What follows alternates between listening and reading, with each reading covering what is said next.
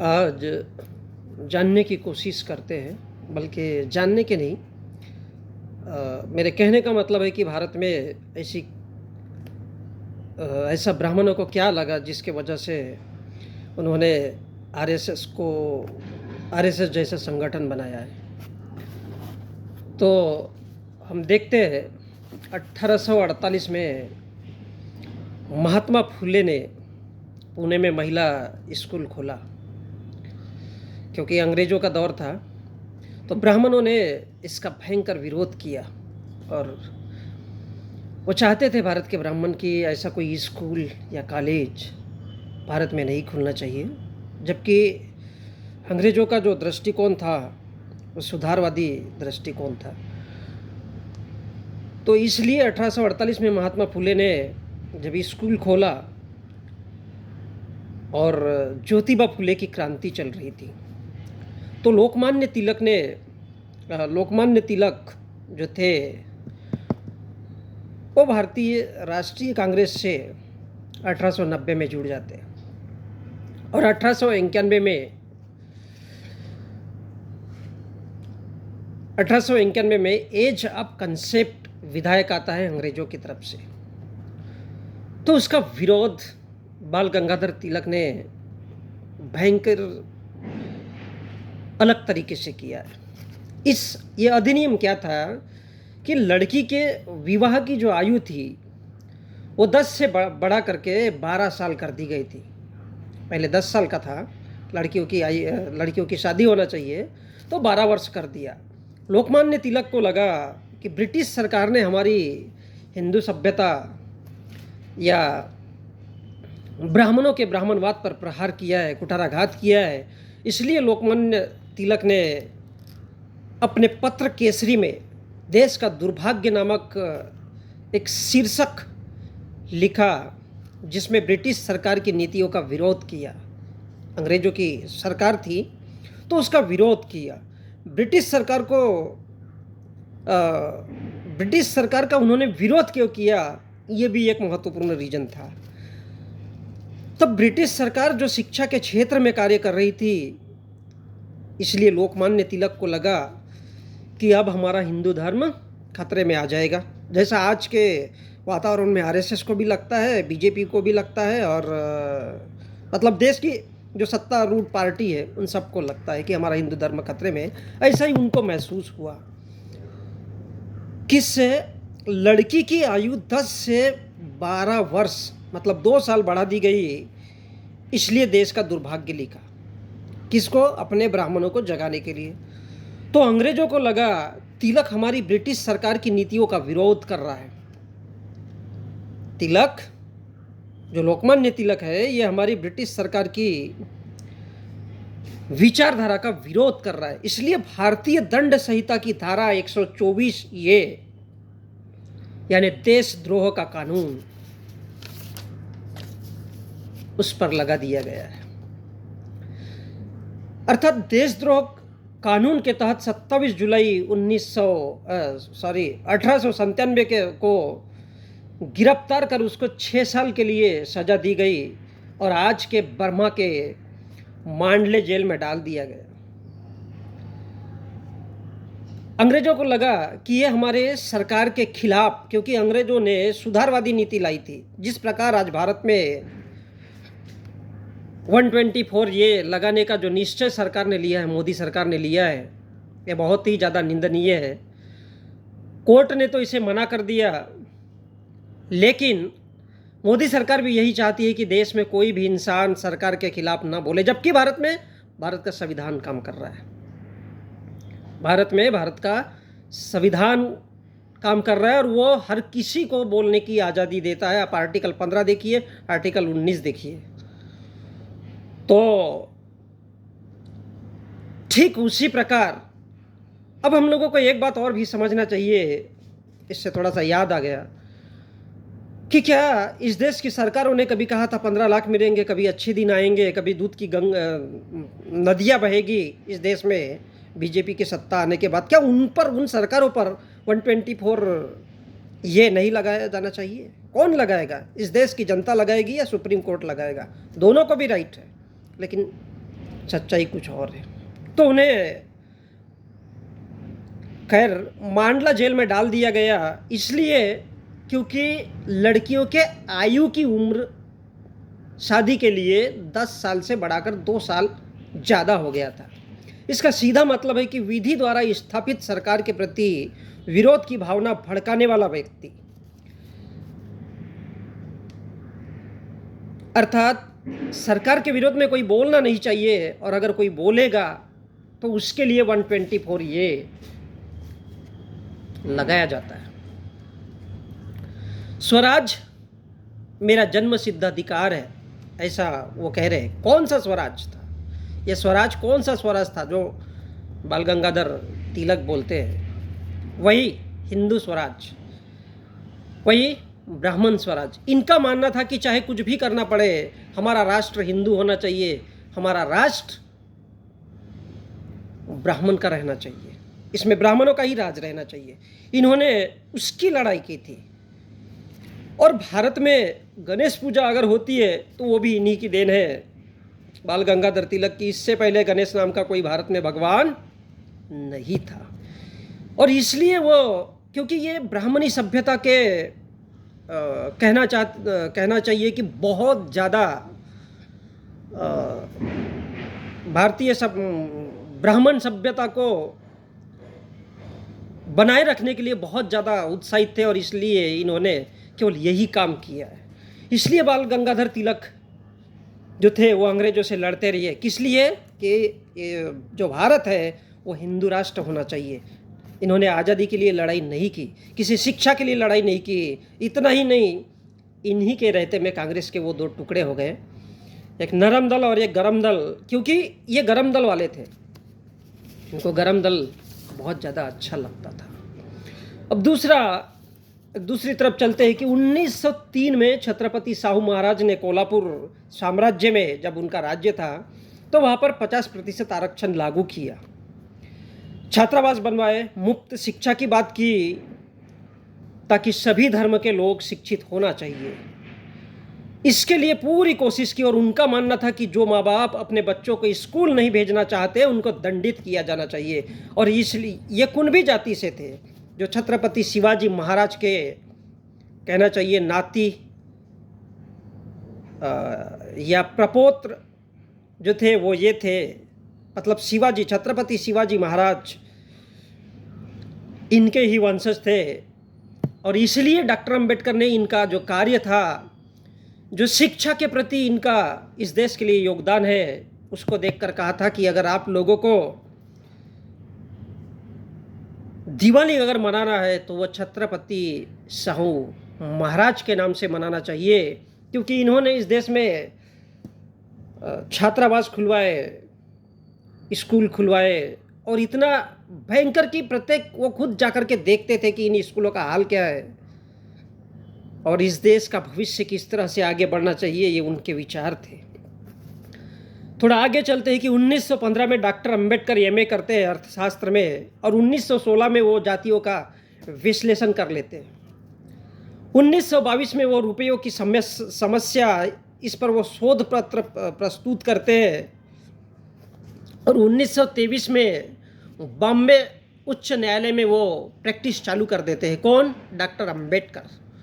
तो भारत के ब्राह्मणों में एक हलचल सी मच जाती है, क्योंकि अंग्रेजों का शासन है। यदि अंग्रेज इस देश से चले गए तो भारत कैसा रहेगा, ये सोच करके भारत के ब्राह्मण डर करके वो अपनी मीटिंगों पर मीटिंग करना चालू करते। और यही वजह है कि बाल गंगाधर तिलक ने होम रूल की स्थापना की।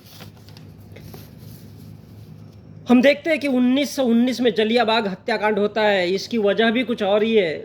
खैर 1920 से 1922 तक असहयोग आंदोलन जो महात्मा गांधी ने चलाया, तो महात्मा गांधी जनता के हीरो बन चुके थे, अर्थात वो नायक के रूप में उभर चुके थे। और किसी भी पुरुष या महापुरुष का होना भारत के ब्राह्मणों के लिए घोर पाप होता है, चाहे वो गांधी हो, चाहे वो डॉक्टर अंबेडकर जैसा महापुरुष हो, चाहे वो छत्रपति शिवाजी या छत्रपति शाहू महाराज जैसा हो, या फिर ज्योतिबा फुले हो। ये ब्राह्मणों के लिए घोर पाप हो जाता है। क्योंकि ऐसी उनकी ब्राह्मणी व्यवस्था कहती है। और गांधी बनिया था, ब्राह्मणों की व्यवस्था कहती है, चाहे वह ठाकुर हो चाहे बनिया हो, ब्राह्मण किसी के नहीं है, क्योंकि ब्राह्मण केवल ब्राह्मण ही होना चाहिए।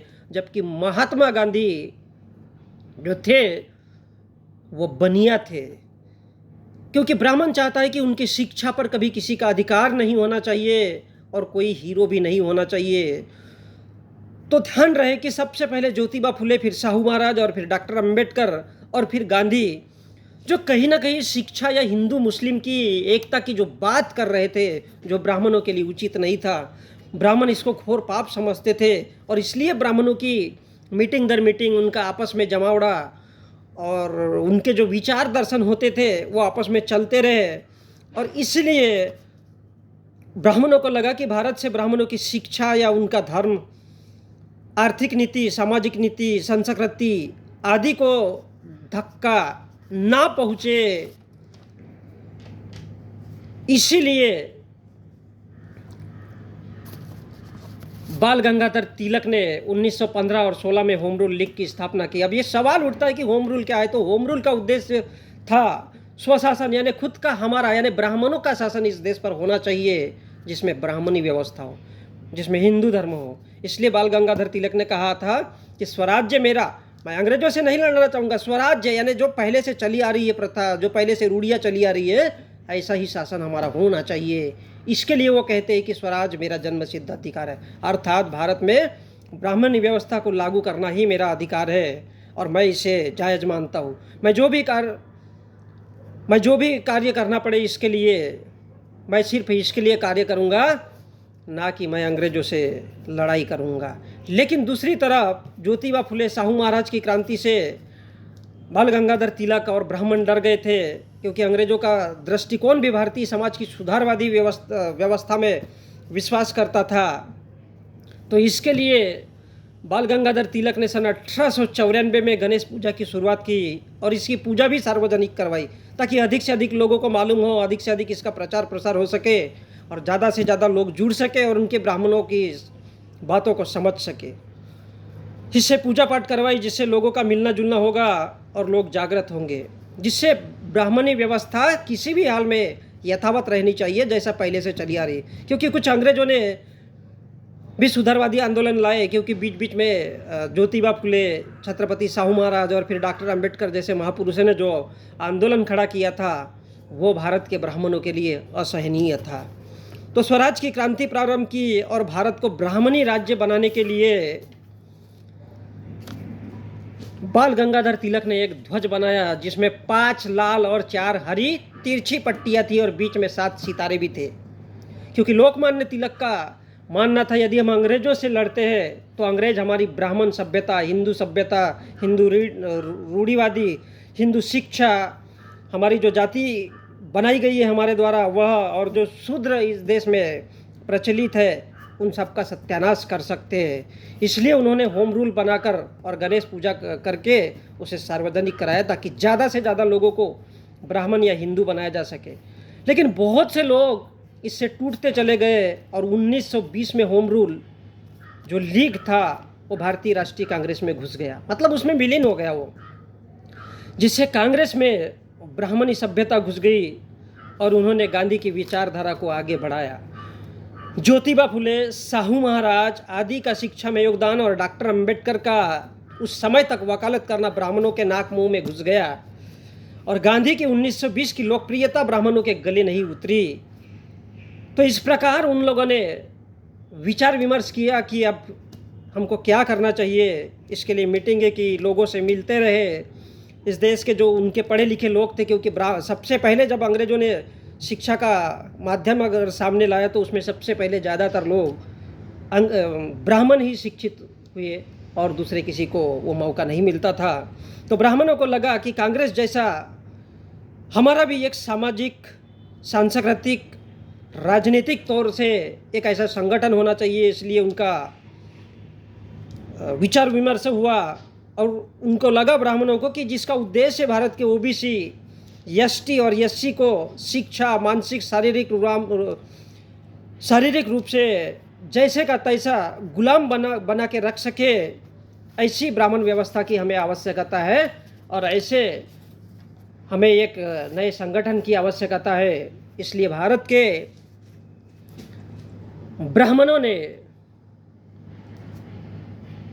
खूब विचार विमर्श किया, खूब मंथन किया और उन्हें लगा कि कांग्रेस जैसा एक राजनीतिक दबाव समूह है, ऐसा ही सामाजिक हमारा संगठन होना चाहिए जिसका उद्देश्य भारत के मूल निवासी ओबीसी एसटी एससी को गुलाम बना करके रखा जा सके और सामाजिक आर्थिक सांस्कृतिक राजनीतिक रूप से ओबीसी एसटी एससी को गुलाम बना के रख सके। इसीलिए सन 27 सितंबर 1925 नागपुर महाराष्ट्र में विजयादशमी यानी ब्राह्मणों के हिसाब से दशहरा, इस दिन इन्होंने आरएसएस की स्थापना की। किसके लिए?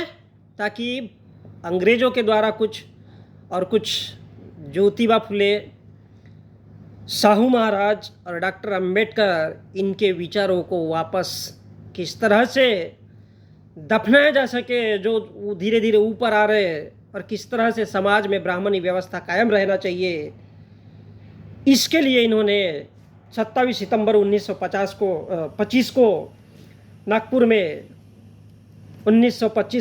में आरएसएस की स्थापना की। और कहा किसने की?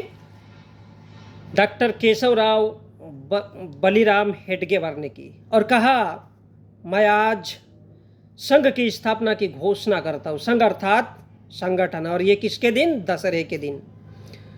लेकिन हम अगर थोड़ा सा आगे बढ़ते हैं तो फिर सवाल खड़ा होता है कि डॉक्टर हेडगेवार ने दशहरे का ही दिन क्यों चुना, और ये हमारे लिए महत्वपूर्ण सब्जेक्ट है।